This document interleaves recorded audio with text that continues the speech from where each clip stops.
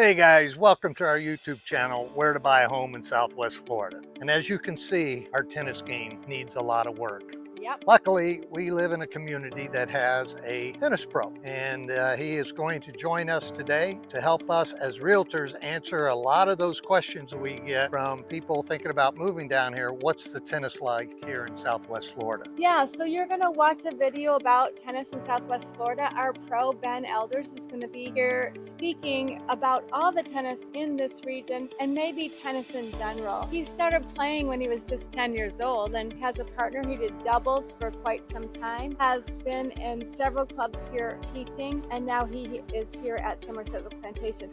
But you will not just learn about tennis here in this community, but all around the areas of Southwest Florida. So if you are planning to move here in 1 month, 3 months, or even a year, make sure you give us a call, send us a text, or shoot us an email. All of our information is listed below. So hope you enjoy this video. Enjoy the video. So Ben, welcome. How about you giving the audience here a little bit of background of who you are, how you got to Southwest Florida, and your experience in the tennis? Sure. Ron, Cindy, thank you for having me today. I really appreciate that. So my name is Ben Albers. I am the director of sports here at Somerset in Fort Myers. And I come from a small town in North Texas, probably a town you never heard of, a little place called Burke-Burnett, Texas. We had a population of under 10,000, so very, very small town. Started playing tennis when I was in 5th grade, so a little over 20 years. Made it all the way to the ranking of #1 in the state of Texas for doubles. Played a year at LeTourneau University, which was a small Christian school. I played line 1 doubles and line 3 singles. And then I got my degree in professional tennis management at Tyler Junior College. It's a 2-year degree. After that, I went to Vancouver, where I met my wife and taught abroad. After a couple of years, we got married and moved back to Texas. And after a couple more years, we ended up coming to Naples, Florida. When we came and visited the area, we were just amazed on how many facilities and clubs and just the overall activity and the niceness of the area. It was truly a beautiful place to move to, and we're really happy we did. We've been here for about 5 or 6 years now. Let's talk a little bit about what the experience is like here in Southwest Florida when it comes to tennis. Southwest Florida, this place is truly unique. I've been to and I played at a lot of different facilities, but Southwest Florida is just different. There's something about the clay courts and the scene here, and you have leagues and academies and pro tournaments, and there's just a lot to do here in tennis. It's a good place to play the sport.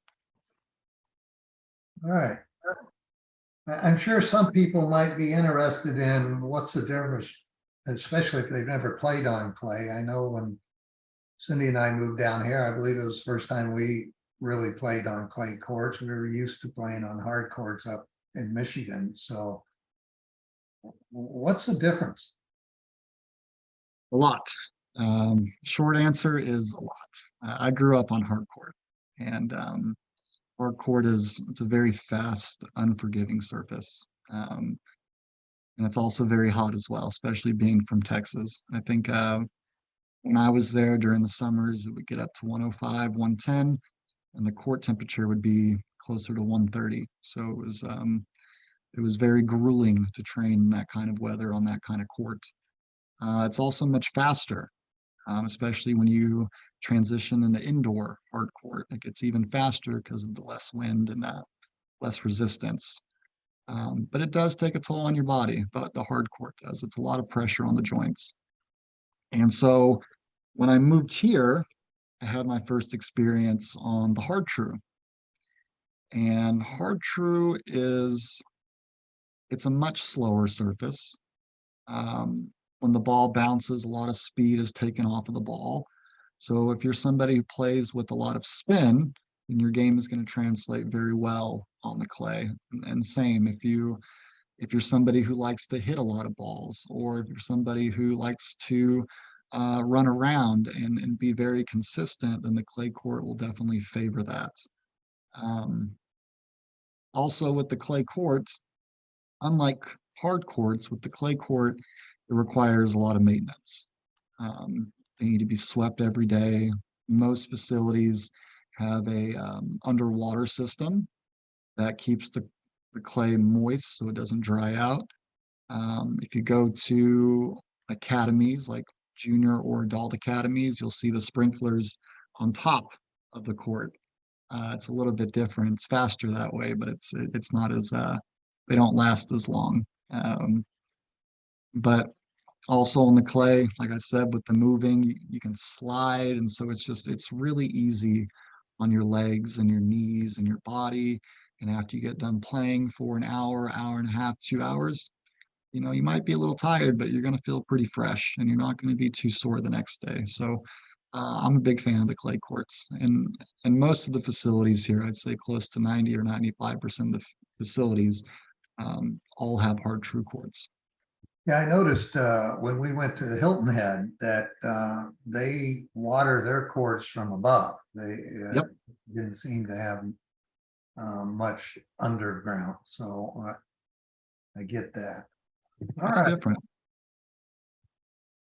So most of the people I think we talked to, or that at least Cindy and I entertain in terms of trying to find places down here in Florida to move to, are 50 plus. So let's talk a little bit about the tennis, as this slide says, for 50 plus players. Okay, so for the 50 plus, there are a lot of different things that you can do. The main one is going to be league, because most of the leagues around here are around that age or even a little bit older. And they cover all kinds of levels. And Southwest Florida being such a big area, depending on where you live, there's a lot of opportunity to play in that district's league. I think we have a Fort Myers league, we have a Bonero league, Naples has their own league, Lee County league. There's quite a bit of opportunity when it comes to league play and levels. Besides that, again, most facilities are going to offer round robins that you can join in on. And those are typically around once or twice a week that you can just drop in and just play. You can also set up your own courts with a group of guys or ladies and have that going on every week as well. And there's also several clinics and cardios and beginner classes and all kinds of things that are out there for the players that really want to play. So there's a lot of options here. Yes. Yeah, I just got a note from one of the viewers here. They said, watch out for the 80-year-olds. All right. So I know in my case, when I came here, I mean, I had been a player and then I kind of gave it up for a while and didn't play that much. What's available to like get somebody back into playing at perhaps a competitive level? Sure. And again, being in Southwest Florida for returning players or possibly older players that just haven't been on the court in a while, the clay court itself is very beneficial. I've seen a lot of injuries on hard court, but I've hardly seen any on clay court since I've been here. It's just it's much easier to move on. Now, for returning players, again, there's a lot to be offered. Most of the round robins here are inclusive, so it doesn't matter what level that you are. You can just come in, drop in, play for half an hour, hop onto a different court, play with some other players for half an hour, and you can go that route. Also, again, you can set up your own courts with other guys that you are associated with or that you feel might be around your level. You can talk to your pro or director, and then they can set you up with a group.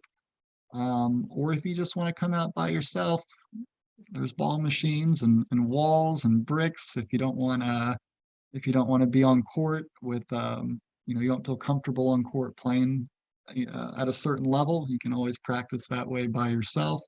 And obviously, being a teaching pro, my number one option would be, come take some hitting lessons, or, if you want to work on your forehand, set something up with the pro or the head pro or director or whoever you'd like to.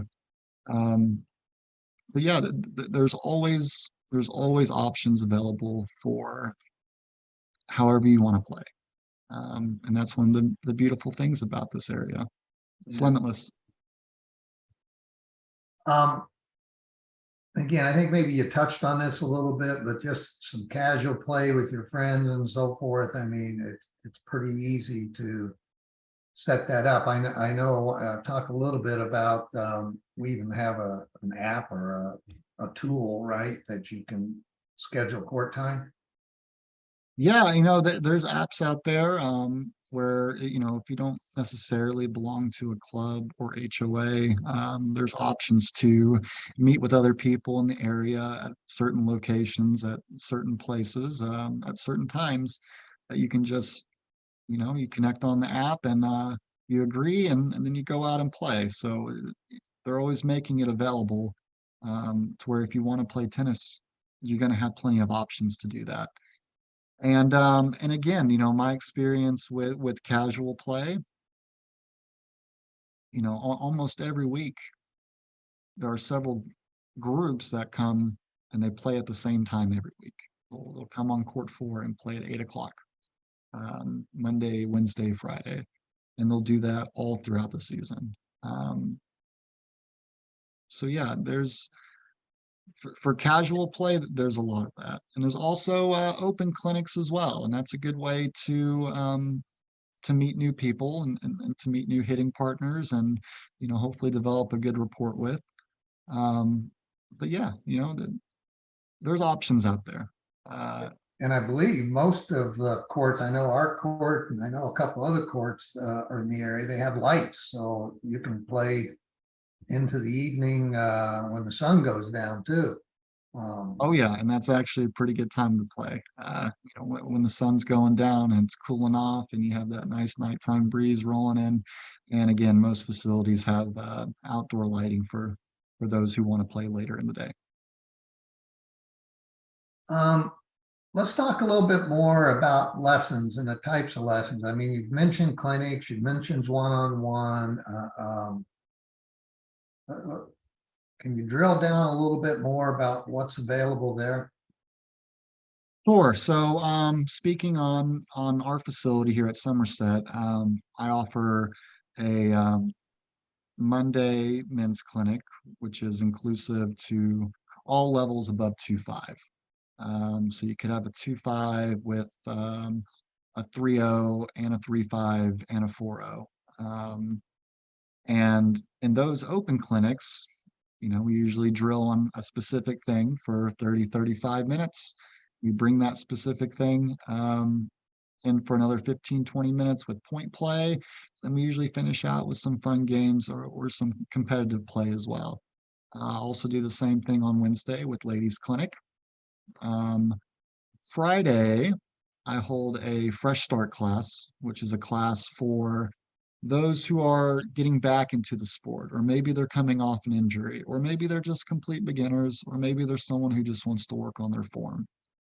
And we offer those classes as well. And my favorite class would be the cardio class, which is 8 a.m. on Friday.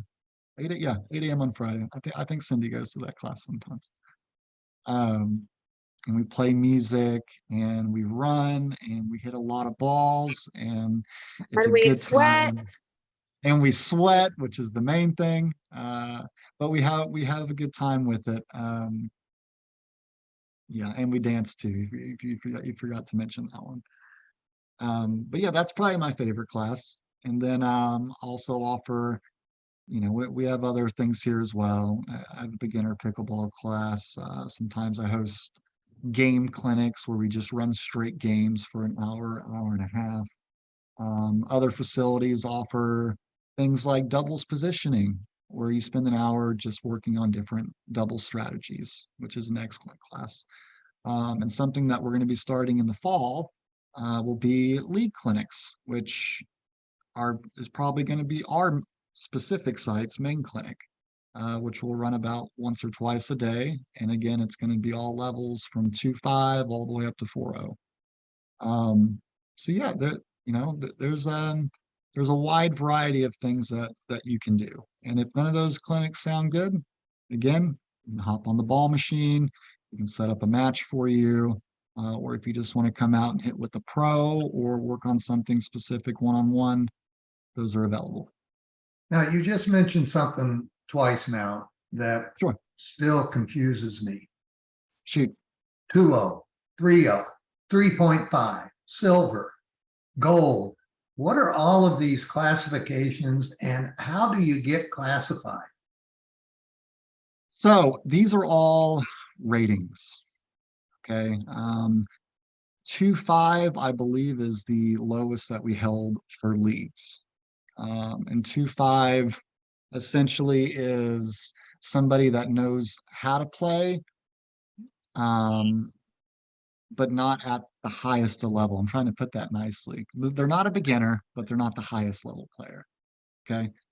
And every time you go up half a decimal from a 2.5 to 3.0, it gets more and more competitive. I always like to say the biggest difference in moving from a 2.5 player to a 3.0 player is just the 3.0s. They can rally a little bit longer. They can stay in the point. They know how to position themselves, and they can anticipate a little bit better as well. So they're moving earlier, and as you shoot up the ranks, those things increase. Who makes When the you get determination? Do you as the pro or? um So usually there's several ways to do it. Um, I could do that to where I would bring this player out for half an hour and I run them through different drills, and I can get a good feel of what level they're at. You can base it based on their experience match play in the past. Um, a lot of league players have records of how they did, and so if I had a 2.5 player that played in league the year prior and went 13-3 or something, then obviously that 2.5 player probably needs to play up on that next one, depending on what court they were on. Um, and then you get into the medal teams, which are essentially the 2.5 and 3.0, but it's a little more combined, and you have to be at a certain age to play in the middle one. So the competition is going to be just a little bit older when you transition in the middle teams. I hope I explained that well enough.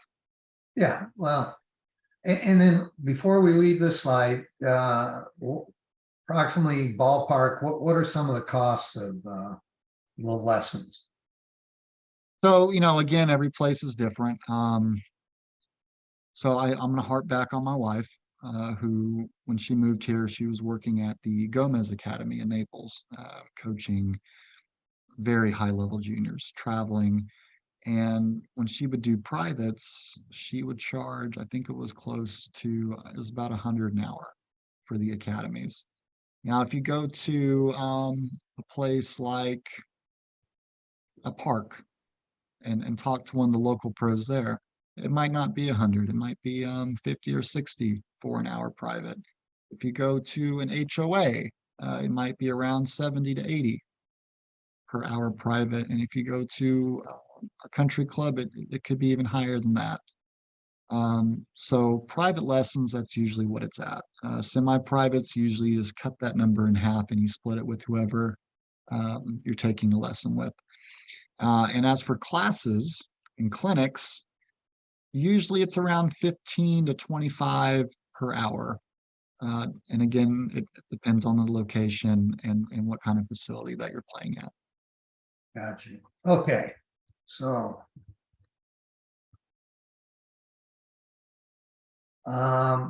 You touched on this a little bit earlier, but do you want to add anything to the different facilities we talked about?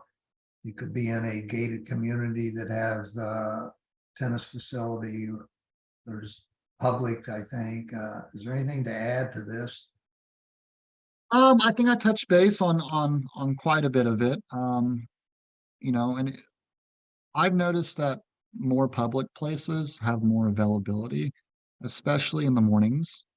Um, with HOAs and country clubs and academies, it's tough during season to always get morning times because that's the time everybody wants to play. Um, and it's like that for most places. When I was at Pelican Sound, they had 8 courts, and I would get there at 5 in the morning. Play would start at 8 o'clock, and those courts were booked out from about 8 to 2, 8 to 1, and that was considered pretty late in the day for those courts to be booked that long. So availability wise, I'd say book early because those 8 o'clocks, they go by fast. It's the nicest part of the day. Everybody wants to play and get their day started as early as they can. So access for pros in other regions. Again, I believe there's an app and it's called Find a Pro. I believe that's what it was. And you can find that on Google, or you can go to the USPTA website, and it'll have a listing of pros that you can choose in the area. And just like a normal tennis lesson, you'd reach out and book at a certain time or location, and you just go and play. Send them what you want, send them the how many players that you like, what you want to work on, and they'll cooperate with you. All right. So another thing that's getting pretty hot down here in Southwest Florida is bocce. Oh yeah. Talk about that a little bit. So bocce. Not every facility has bocce. Out of the 4 facilities I've worked at, this is the second place that has had bocce. And it's usually only about 2 or 3 courts. And it's a lot of fun. So the surface is the same surface as the hard true tennis courts. It's that same clay that you lay down, except the bocce is, they use what they call a roller and they press it really compact. So the clay doesn't move around that much. And so how you play, you have a white ball, which you throw out and has to go past a certain line. And then you take turns throwing whatever color your ball is, and you try to get as close as you can to that white ball. And by the time you throw your 4 balls and the player you're playing with has thrown their 4 balls, you count the 4 closest balls to the white ball, and that's how you keep your points. It goes by the 4 closest to the white ball. And again, it's really easy on the body. It's a lot of fun to play. Looking from the slide, I just noticed it over here. That looks like a turf. Some facilities have a turf, but mostly in this region, I see more hard true. I believe that Bonita Bay was one of the only ones that I saw that had hard true and grass. I think they had croquet in there as well. But yeah, no, it's definitely a growing sport here in Southwest Florida. And it's a lot of fun to play too. You can bring 8 players on the one bocce court and just have fun for about an hour, hour and a half. It's a good time. I don't play, but I've heard there's a lot of drinking and cigar smoking. Again, it depends on your location. But yes, I have similar experiences as well. It's a good social sport. I'll put it like that. All right. And then again, I think for a lot of people, especially watching from up north, they probably keep hearing this in season, off season. You want to talk a little bit about that and when I'd those? love to. So currently we are in the off season. Actually, let me reverse that. Let's go to in season first. So in season is when we get a lot of um, our our residents that are coming down from the north and Canadians as well, really from all over the United States. And we call it in season because that's when all of our leagues are going on. That's when the weather is at its absolute best. You know, it's just beautiful from October all the way until April. You know, 65 at night, 75, 80 during the day. And it makes for a very enjoyable experience during those months. And then after April, we get into the off season. So a lot of our residents or members, they go back to, you know, their other homes up north, and things start slowing down over here. It gets very hot. I think today it was 94 in the shade with 100% humidity. So again, that's why a lot of players like to play in the morning when it's still cool. Um, but yeah, when you go in season, you know, it's a very happening area over here. It's a very cool place. Great. Well, listen, thanks a lot, Ben, for taking the time. I know your day starts early, so you're probably getting ready to go to bed, but I do Good guess. appreciate the knowledge that you have provided today on this presentation. And if anybody has any other questions, again, send them to Cindy or I, and we'll make sure Ben hears about them and gets an answer to you. But